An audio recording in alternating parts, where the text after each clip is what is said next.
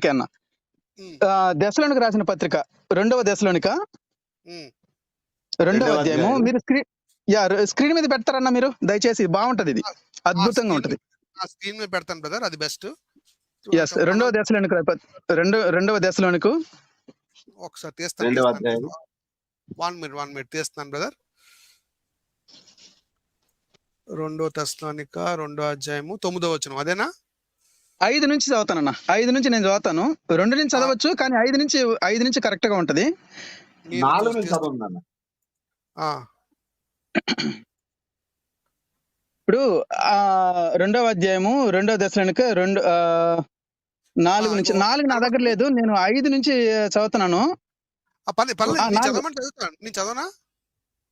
చదవండి, మీరు చదవండి. 4 చదువుతాను చూడండి. ఏది 4 దేవుడు చదవండి, 5 నుంచి నేను అనబడునో, చదువుతాను. ఆ! ఏది దేవుడు అనబడునో, ఏది ఉమ్, పూజింపబడునో, ఉమ్, దానంతటిని ఎదిరించుచు, ఉమ్, అంతటికి పైగా వాడు తన్ను తానే హెచ్చించుకొనుచు, తాను ఉమ్, దేవుణ్ణని తన్ను కనపరుచుకొనుచు, దేవుడి ఉమ్, ఆలయంలో కూర్చుండును. గనుక ఉమ్. వివిధములుగా నైనను ఏ ఎవడును ఏ విధముగానైనా. మిమ్మును అయ్యా ఏ విధముగా నేను ఏ విధముగానైనను ఎవడును మిమ్మును మోసపరచనీయకుడి. రైట్ అన్న, ఒక్క నిమిషం అన్న.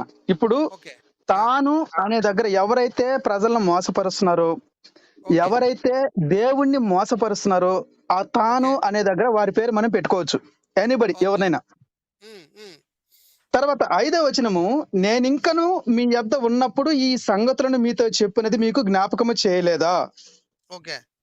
6, కాగా వాడు తన సొంత కాలమందు బయలుపరచబడవాలనని వానిని అడ్డగించినది ఏదో అది మీరెరుగుదురు. ఓకే. 7, ధర్మ విరోధ సంబంధమైన మర్మము ఏంటంట ధర్మ విరోధమైన మర్మం అంట. హ్మ్. అంటే ధర్మానికి విరోధం అంటే దేవునికి విరోధమైనది ఏదో మర్మము హ్మ్.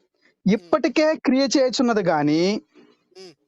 ఇది వరకు అడ్డగించుచున్నవాడు మధ్య నుండి తీసివేయబడి వరకే అడ్డగించును. ఓకే. 8వ వచనం, హ్మ్. అప్పుడు ఆ ధర్మ విరోధు బయలుపరచబడును. ప్రభువైన యేసు తన నోటి ఊపిరి చేత వారిని సంహరించి తన ఆగమన ప్రకాశము చేత నాశనము చేయును. ఇప్పుడు మనం ఓకే. ఇంతకుముందు తాను అని చెప్పాను కదా, పేరు పెట్టుకోమన్నాను కదా, ఆ పేరులో ఓకే. ఉన్నటువంటి వ్యక్తిని గురించి యేసు ప్రభు ఏం చేస్తారంట? హ్మ్. నాశనము చేస్తారంట. తర్వాత ఓకే. 9వ హ్మ్. వచనం, హ్మ్. నచించుచున్న వారు తాము రక్షింపబడుటకై సత్య విషయమైన ప్రేమను హ్మ్. అవలంబింపకపోయిరి హ్మ్. గనుక వారి రాక అబద్ధ విషయమై సమస్త బలముతోను, నానా హ్మ్. విధములైన సూచన క్రియలతోను, హ్మ్. మహత్ కార్యములతోను, దుర్నీతిని పుట్టించు సమస్త మోసముతోను హ్మ్. నశించుచున్న వారితో సాతాను కనపరచు బలమును హ్మ్. అనుసరించియుండును. 11, ఓకే. ఇందుచేత సత్యమును నమ్మక దుర్నీతి యందు అభిలాష గల వారందరూ ఇప్పుడు వాళ్ళ దగ్గరికి వెళ్ళే వాళ్ళందరూ ఆ!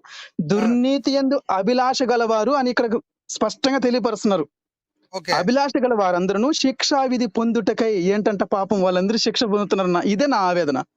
వాళ్ళందరూ అంతే. శిక్షకేనా? హ్మ్. తర్వాత లాస్ట్ 12వ వచనం అద్భుతంగా ఉంటుంది చూడండి. హ్మ్. అబద్ధమును నమ్మునట్లు మోసము చేయు శక్తిని దేవుడు వారికి పంపుచున్నాడు. మోసము ఓకే. మోసం చేయు శక్తిని దేవుడు వారికి, ఎవరికి? తాను అని చెప్పాను ఇంతకు ముందు. ఆ ఓకే. తాను ఎవరైతే ఉన్నారో వాళ్ళకి దేవుడే పంపుచున్నాడంట. ఓకే. హ్మ్. హ్మ్. దీన్ని ఎవరైనా వివరించేటట్టుగా ఉంటే వివరించండి. ఇంతకన్నా. అంటే అవును. ఎందుకంటే బెస్ట్ కనబడదు బైబిల్‌లో. అవునన్నా. ఆహ్, దీన్ని వివరించాలంటే ఒకటేనండి. సత్యమును ఎవరైతే నమ్మలేదో, సత్యమును ఎస్, నమ్మక అంటే సత్యములో శక్తుందని, సువార్తలో శక్తుందని, వాక్యంలో ఎస్. శక్తుందని ఎవరు అయితే నమ్మలేదో వారందరూ శిక్షకి వెళ్ళిపోతారంట. ఒక పాయింటు. వారందరూ మోసపోతారంట. రెండో పాయింటు.